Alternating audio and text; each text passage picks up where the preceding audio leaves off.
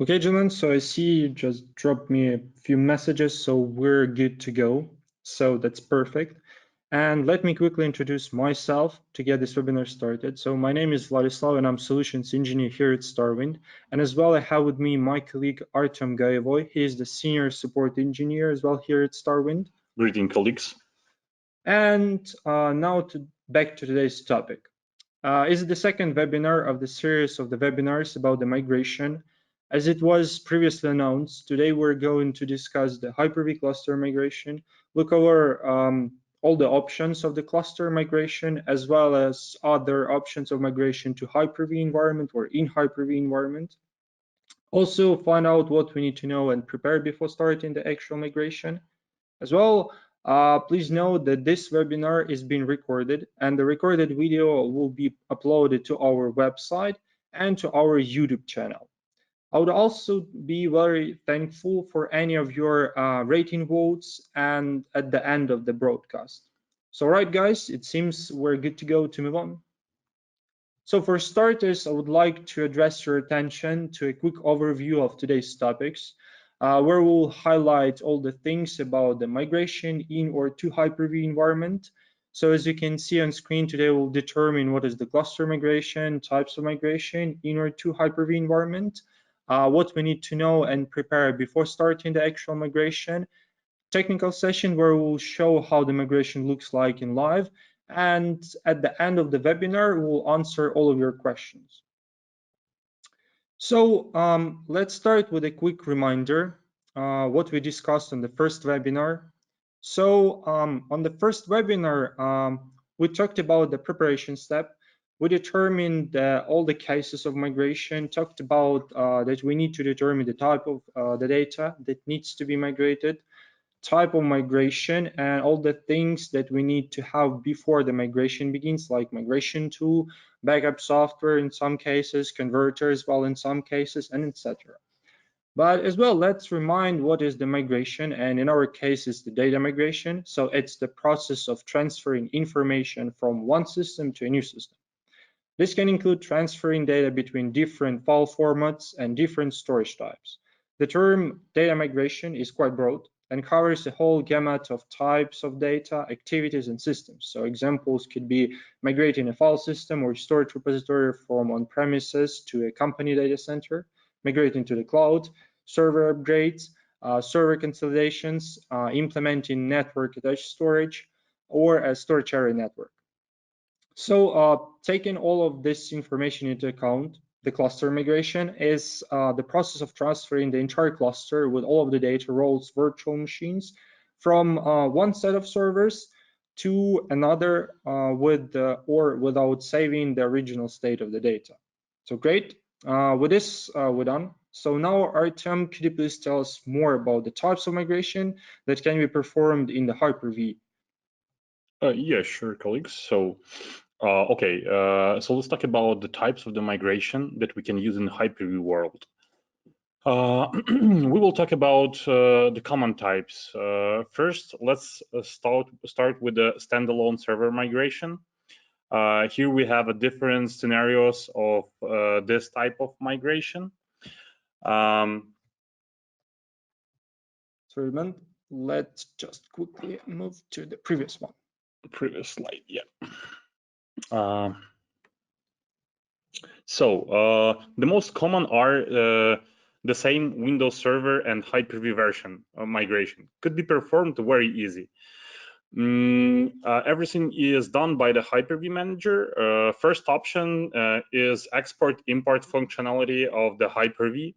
The procedure is simple. Just you need to shut down your VMs on the current physical server, export the VM on the external drive or any storage that can be connected to the new server, copy them to the new physical server, import the VMs in the Hyper-V of the new server, boot up the VMs on the new server, and last step, after testing the VMs on the new server, delete the VMs on the old server. So it's pretty easy.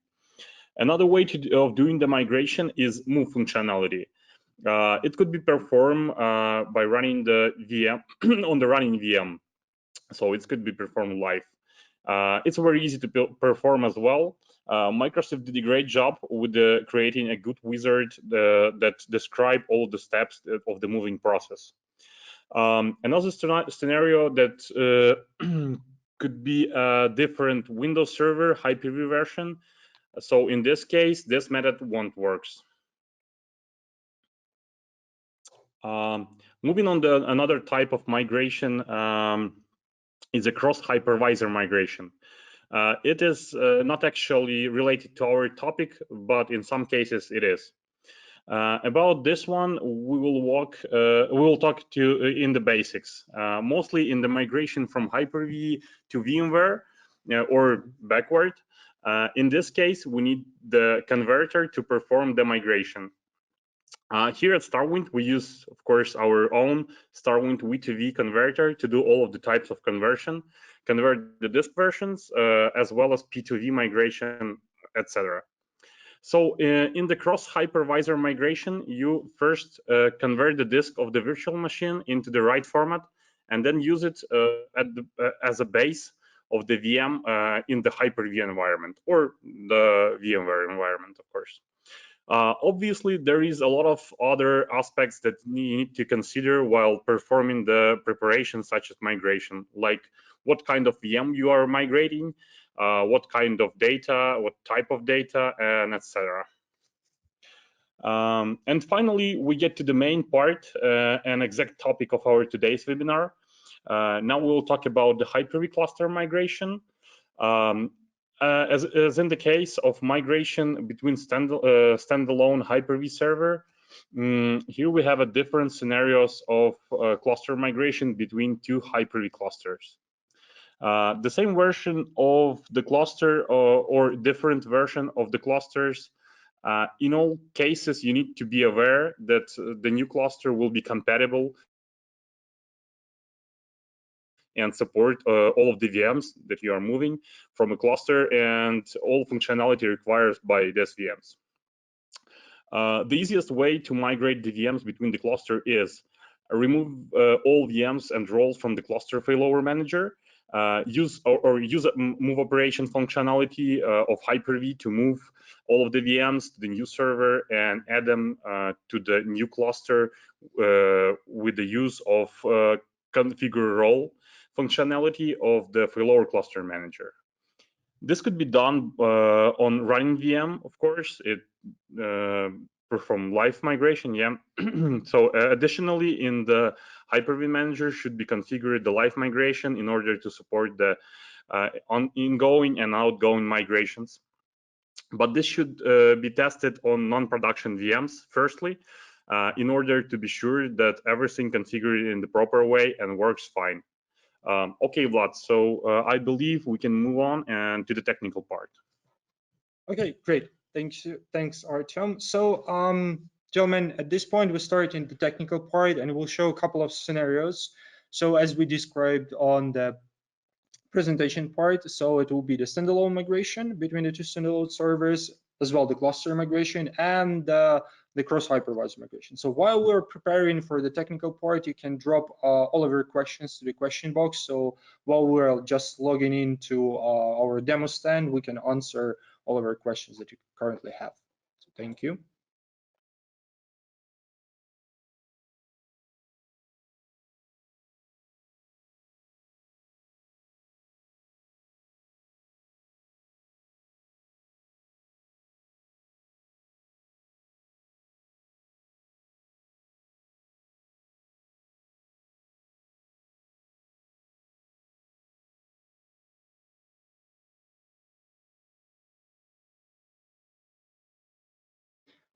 Okay, gentlemen, so I see there is currently no questions. So first, as you can see, we switched. Okay, sorry. Yeah, we have one. From Ranjit, sorry for wrong pronouncing your name. What migration scenarios require downtime?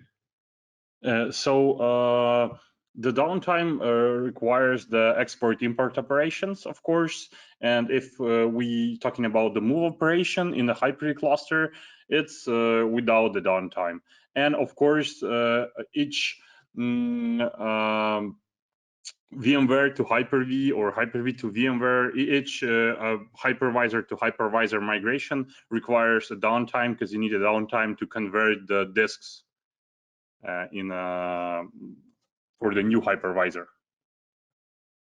Great. So, gentlemen, any other questions before we start the technical part? Okay, gentlemen. So let's just do not waste any time. So you can put your questions in the question box. We'll answer all of them. But let's move on. So on your screen, you can see one of our demo stands. So it's the Windows Server 2012 R2. So let me quickly show you the Hyper-V Manager. Here we have one virtual machine configured. So here it is. Windows 10 loaded up here. So now we'll perform the migration between the two servers. I see there is a question from John, but John, sorry, we'll answer it after this migration will be completed or when it will perform the migration. So how it's done. First, we're doing the move process. So open the wizard. Then we specify what type of migration we want to do. So we're doing the whole virtual machine migration. Next step, we're specifying the server where we want to put the migration. In our case, it's the server with the Windows Server 2019. Next, it's what we want to do with the destination location. So we're putting everything in a single location, a single disk on the new server. Then we specifying where to put it. So in the E drive, for example. And we'll click it finish. So before that, in Hyper-V settings, we specified to do the move method with the TCP/IP. And as well, we specified the Kerberos authentication method for this one. So we click and finish. And as you can see, it started the moving process and showed the process bar. So, and the question from John, back into it. Are we going to have another opportunity for questions after the presentation? Of course, John, but still, while we are waiting for the process will be completed, the movement process, you can drop your questions now so we can answer them and do not waste any time.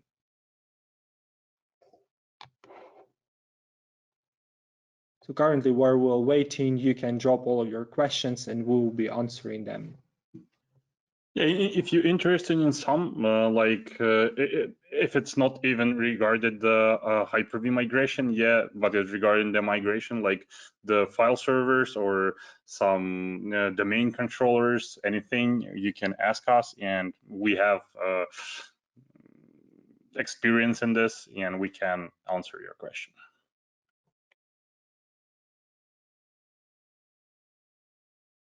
And as well, German, just to do not sit in the complete silence. So about the movement process of the virtual machine. So currently, since it's running, so the hosts communicate in each other and performs the reservation of the compute resources on the partner side, which is the Windows Server 2019 server. And basically, first the reservation takes most of the time, and the storage migration will take less time. So basically this type of migration, since in our case it's the virtualized environment, so the testing lab, it performs some kind of slowly, but in the real world it will be much faster because of the throughput of the network. I believe you will have more throughput of the network that will be used for the migration of the virtual machines, just to avoid any waste in time.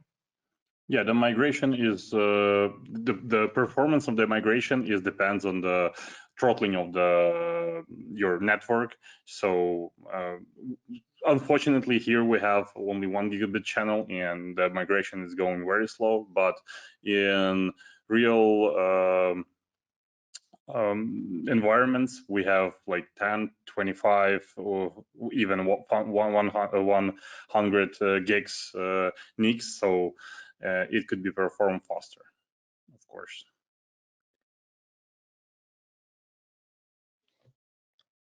And as well, just a quick reminder. Okay, so we have the question.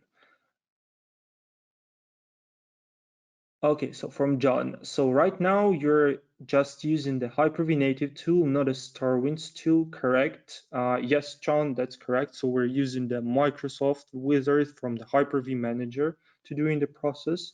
So next part of the question, it's my understanding is live migration requires the Hyper-V host be a domain member. Is there a way around that?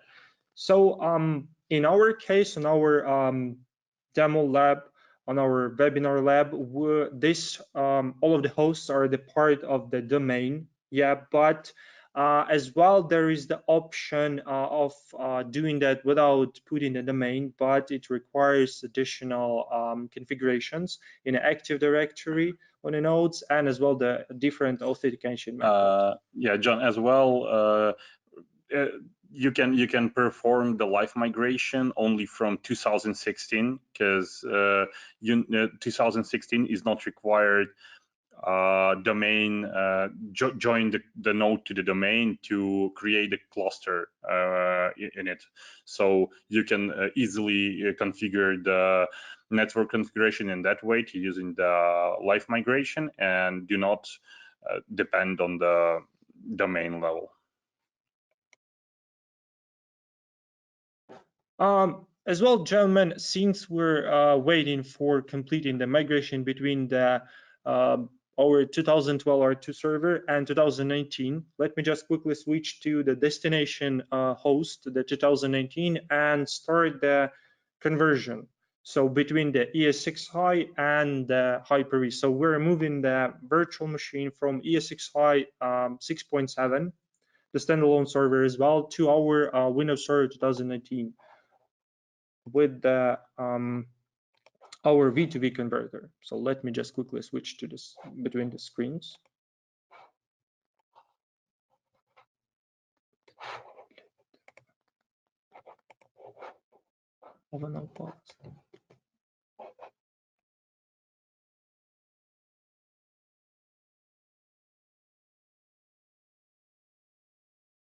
Okay, so gentlemen, here is our destination host in both migrations. So currently it's performing the migration from the Windows Server 2012 R2, and we're starting the migration from the ES6i host.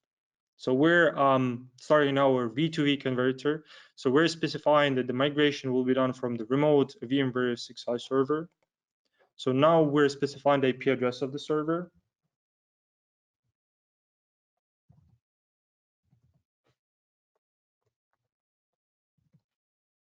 And as well as the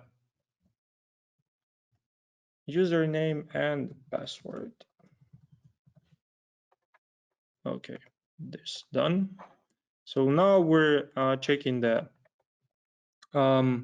virtual machine folder. Then we're specifying the destination image. So it's Hyper-V server, and we're using the local server. Then we're specifying where we want to put this virtual machine. For example, let's put it on A drive, just here. Yeah, the name, the generation, which is generation 2, obviously for Windows Server 2019. Yeah, I believe you should rename because we have an yes. No. Here. Rename the virtual machine because we have webinar 2. Let's call it in this way.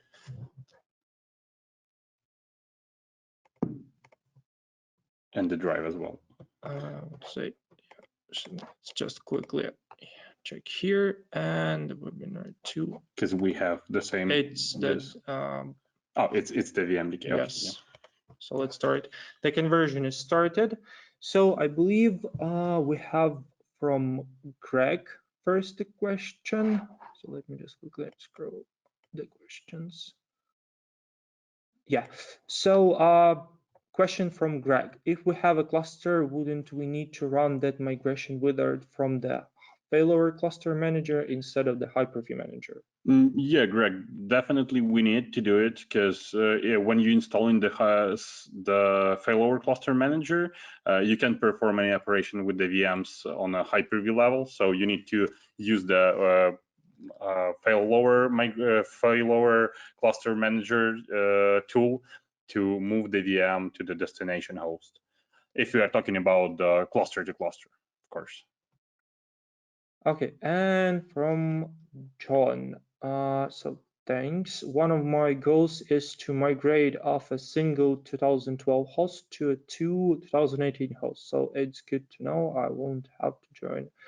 Oh, thank you, John, for the John, I believe in this case, you probably need to join the 2012 and 2019 to the domain, but you can try. Yeah, you can try. Maybe the 2019 functionality will help you to do it without joining to the domain.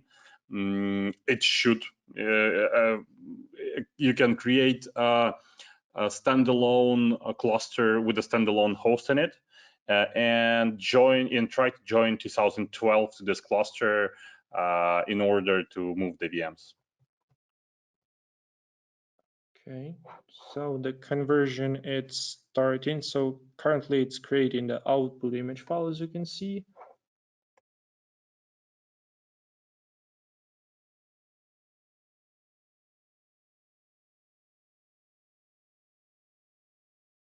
Okay, gentlemen. So now we're back to our 2012 R2 server. As you can see, the virtual machine named webinar is currently not there. So we can just quickly minimize it. This is our 2019 server, the destination server. So we can quickly open the HyperV Manager. Let's wait while loading the information. And as you can see, our webinar virtual machine, which was migrated from 2012 R2, it's currently here, working and good to go. So with one migration, we're done. So let's just quickly back to our converter. Okay, so currently it started the conversion process, the converting. So it's creating the converting the VMware disk of the virtual machine to the Hyper-V VGDX file, and will automatically create the virtual machine. So currently it's already created the webinar 2 virtual machine, and currently we're just waiting for completing the entire conversion in order to start the virtual machine. So currently as well, we can answer other your questions that you have.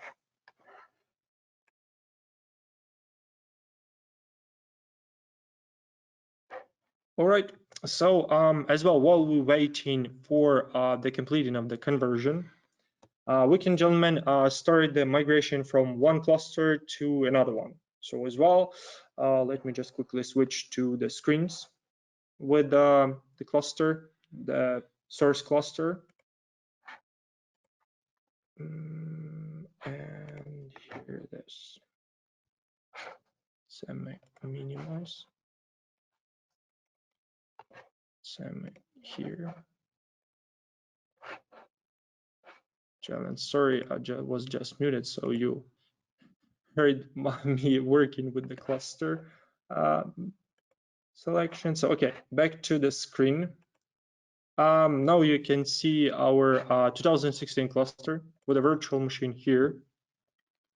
So now we can perform the migration from this one to the second cluster, which is 2019 cluster, already pre-configured. So as well, one of the methods that we mentioned, it's like in the host standalone to standalone migration, so it's easily to perform. So first of all, we're removing virtual machine from the cluster manager here. Yep. Okay, it's done. So now we have it's running only from the Hyper-V, and as well we can do the move process. Here the virtual machine, the name, it's one of the 2019 servers of our 2019 cluster. So we're specifying it as well, all the data to a single location. And here, since we have the pre-configured cluster, we have already clustered storage. So we're putting it to the volume 1 because it's already a cluster shared volume. So we don't need to perform the storage migration after we complete the movement process. So we click in next, just specify, just check in the summary, and we can finish. So it started as well, the movement process. And we just need to wait until it will migrate to the second cluster.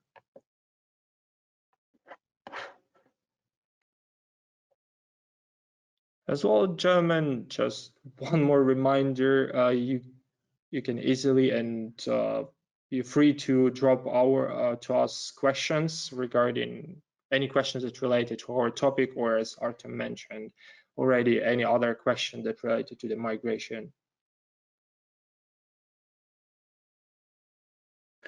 So while we're waiting, I want to share with you a couple of knowledges about the migration. As you've been told, you should be aware about the version of the system that you're moving, because for example, 2008 and 2019 could be non-compatible, and it's depend on the server that you move. Like if we are talking about the main controllers or the shares, if you move in the file server, or even the file server role in the cluster, you should be aware that some of the OUs or the IDs in 2008 and 2019 are different, and you could the shares, for example, could be corrupted after the migration, so you need to fix it manually. And you need to if we are talking about hypervisor to hypervisor migration, you should always check the summary and check the options of the VM that you're moving to make sure that you assign the same number of cores or CPUs or RAM inside the VM, and everything is correct. So you need to double check it to make sure. Of course, if it's a production VM, you need to double check it and make sure that everything is good. Okay, gentlemen. So we just switched to our standalone 2019 server, and as you can see, the conversion process is already completed. So converted everything successfully. So we're just closing the converter. Here we have the webinar to virtual machine, and we can start it. So okay, it's started. We're just connecting it, and it's loading the operating system. So currently everything is converted perfectly.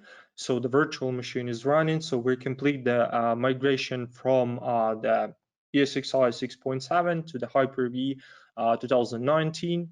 So everything is working, everything is good with a couple of minutes. So as far as I see, we just wait from 5 to 7 minutes to complete this conversion, this type of the migration. Okay, with this we're done, so we can easily back to our cluster to cluster migration. So just a second.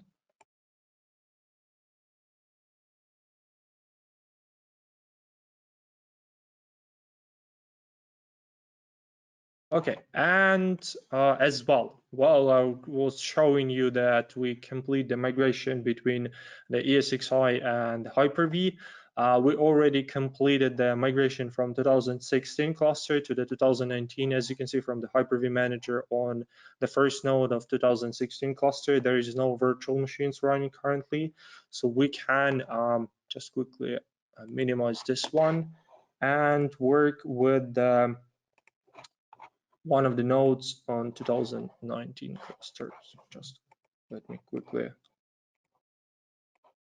move it to our sharing screen. So here, so first of all, let's go to Hyper-V Manager where we have the virtual machine just to double check that is running. So we have the webinar virtual machine, all good, all running. And in cluster, just configuring the role. Explorer once again. So we're selecting the virtual machine role.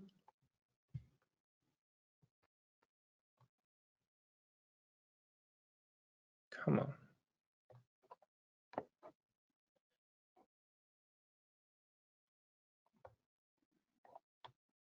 Okay, selecting. So next we're specifying the virtual machine that we need to add to the cluster. Okay, and as you can see, the migration is completed. So the virtual machine is running. All good. So we're migrated successfully from cluster to cluster. Everything is working fine. So, okay, gentlemen, so finally we completed all of the parts of our webinar. So this point we can work with the questions that you have. So currently you can put all of your questions to the GoToWebinar question box, and we'll be glad to answer all of them. Francois, greetings to you as well. Thank you for joining us. Okay, we have a question from John. So I'm sorry if you covered this before I joined, but what Starwind product are you using, especially the shared storage side? So for our shared storage side, we're using our Starwind vSAN software in order to provide the shared storage for the cluster, highly available. As well, if John, you're more interested in our software product for our high availability and shared storage side, you can visit our website or contact our sales team and as well request the demo or ask any of your questions. So German, we're still waiting for your questions if you have them. If not, please just drop quick message to us that we, so in that way we'll know that we can end this webinar, or we're still waiting for the questions from your side. Thank you. Okay, so the question from Francois, what kind of P2V you recommend? Francois, of course, we recommended our own P2V converter because we can do it as well, the Starwind P2V converter. But there is a lot of converters that you can use, even the native Microsoft converter, and you know, any other third-party vendor converters that could, you know, if you are sure that it will convert it fine, so you can use it as well. So for us, of course, the best P2V converter is our own. Yeah, unfortunately, 2003 server is not compatible with our P2V converter, and you can try to convert it. Yeah, it will convert the VHD to VHDX or even to the VMDK file, but we not guarantee that it will, you know, covers your needs completely. So the best way would be using the native Microsoft P2V converter, because the 2003 is very old. Yeah, of course, it's the Microsoft P2V converter, but you know, in any case, if the native converter could not convert you to the from 2003 server to the virtual, for example, 2016, so we rather could help you as well, you know, and any third-party vendor can do it as well, because it's the native things, and if the native things is what not working, so probably it's not convertible, or you just can move the data. You know, if we're talking about the file servers, you can use the, for example, Microsoft migration toolkit for file servers to move it over the new server. But be aware about the sharing permission and all the other things that could lead to corrupted shares or corrupted passes in the shares. So you should double check everything manually in this case. Okay, gentlemen, so at this point, we're ending the webinar. So thank you all for joining us. It was a pleasure to work with you all the time of the webinar, and we'll see you on the next one. So I wish you, all of you, a good day.